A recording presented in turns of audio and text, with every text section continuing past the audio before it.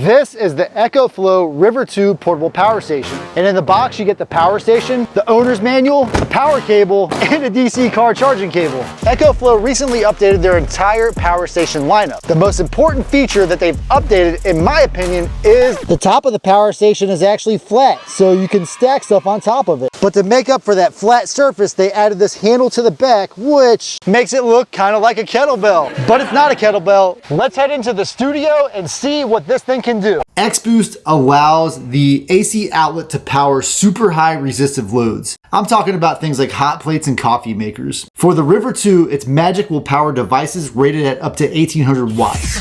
Although I'm turning up the power on the heat gun, it sounds like it's getting lower. And as you can see, the voltage is dropping as I'm turning up the load, this resistive load from the heat gun.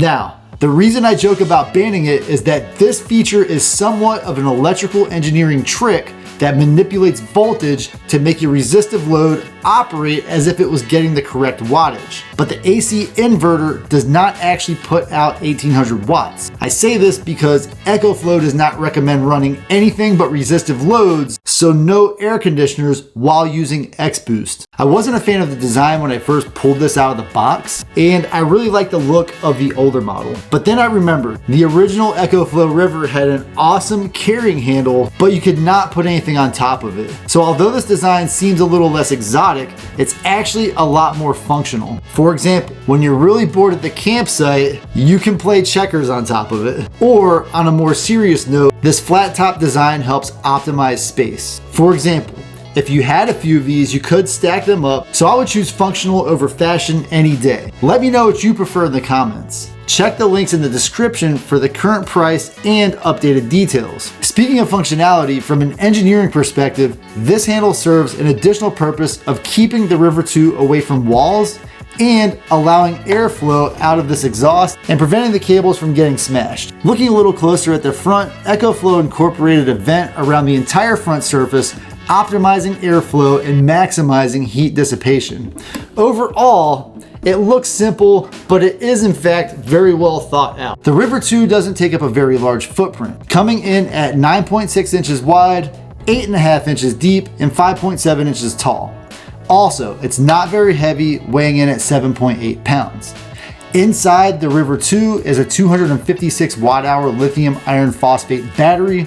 This battery is designed to last up to 10 years and will retain 80% of its maximum capacity after 3,000 cycles. In terms of deep cycle batteries, that's about 20 amp hours at 12.8 volts. On the front, going from left to right, you will find a 12 volt DC outlet. This outlet is only 8 amps, which is a little lower than the usual 10 amps you get on this size power station. But this is plenty of power to run a mini fridge, and absolutely enough power to charge a cell phone. In the center, there are two USB-A outlets rated at 12 watts per port and one USB-C port. This port can also charge a device and works both ways, pushing or pulling up to 60 watts. Now I want to test the USB-C outlet. I have this USB-C from my MacBook. The MacBook can pull quite a bit of power, but it has about 90% battery right now, so let's see what we get.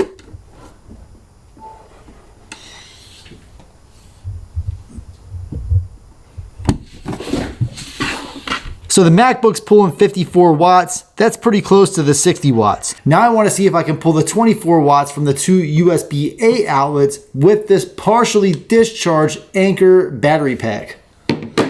This battery pack can pull around 30 watts, so I should be able to max out these outlets. So we jumped right up to 75. 75 minus 54. All right, we got 21 watts from the two outlets, and from one of those outlets, I'm getting about 10 watts. So I'm not getting the 12 watts that I think I should, but 10 watts is pretty close.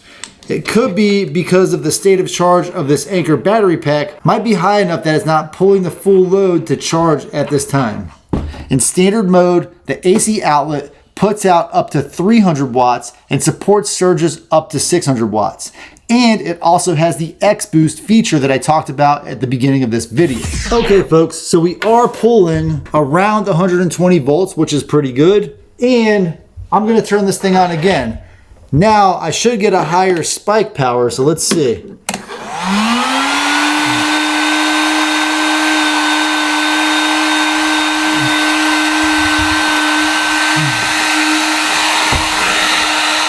Check out that voltage drop from using this device. So that's what the X-Boost does.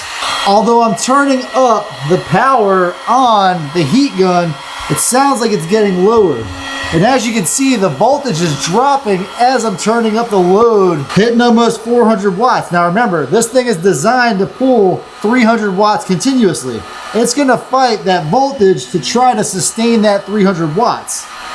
And I'm gonna go all the way, and at a certain point, it tapped out. But you know, that's okay.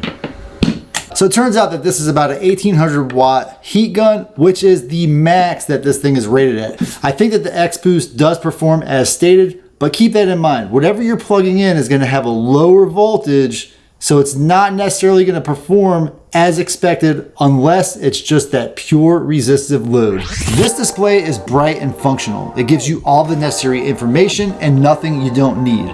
It shows estimated time remaining at the current load, percent battery remaining, input wattage, and load wattage. Also, this display stays lit for quite a while.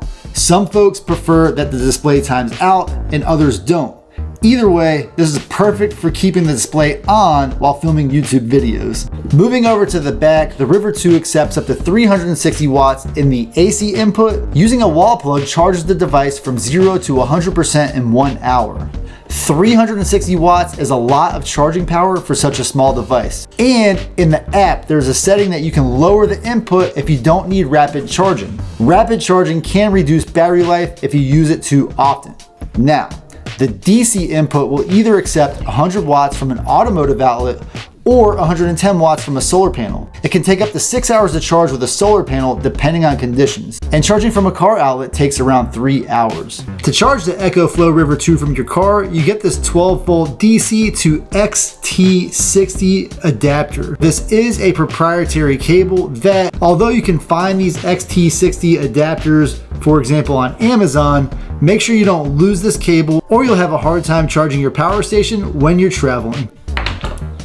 Next, the AC wall charging power cable is similar to what you would get for an old computer power brick. This cable is long enough to reach pretty much as far as you need to, so it's not too bad. Next, I'm gonna see if I can get 100 watts from the car charger into the device. I have the app up so we can see how that responds as well. Pretty much getting about 100 watts, which is what we expect from this device. The fan did cut on. Some devices like this, when the fan does cut on, when you're using solar power or stuff like that, you have to be careful because the solar power can actually cause the fan to run and drain the device. Unfortunately, I can't test that today, but that is something to think about as a possibility. I want to try one more thing. So this is a 24 volt outlet, and this would replicate something you'd find with a diesel vehicle. So I'm gonna plug that in and see what we get.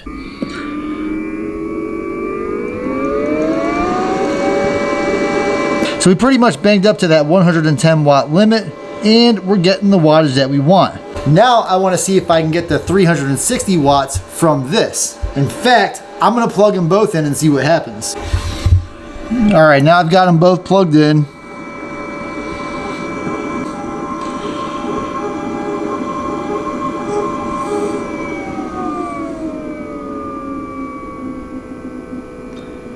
So I think what happened is the River 2 is only accepting power from the AC input, which is perfect.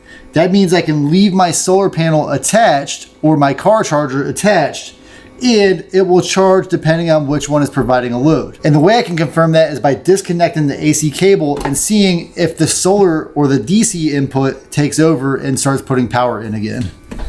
That is some awesome charging capability. So again, I'm gonna plug this back in and just unplug this cable and see what happens. Would I normally be unplugging and plugging this thing in like this back and forth? Not really. I would try to plug it in with one device and maybe have a solar panel as a backup, but I want to test it and make sure it works. They said it gets 360 watts input. I'm getting 351. It's a small difference there. EcoFlow has a user-friendly app that allows customized controls of some features. This power station comes with the highest capabilities enabled, so you don't need to access the app unless you want to limit some of the features. This app does require registration to pair with the device, and I don't like this requirement. On the one hand, you give up some of your anonymity by accessing this feature, and on the other hand, the device is more secure because it is more protected from someone accessing it. It just so happens that EcoFlow sent me this really interesting 110 watt solar panel to use while testing the new River 2. I say this is interesting because this solar panel has the most premium feel of any folding solar panel I have ever tested. This thing comes with a super high quality carrying case, which it's in right now, and EcoFlow also sent a 3.5 meter cable to let me plug this thing in while the power station sits in the shade.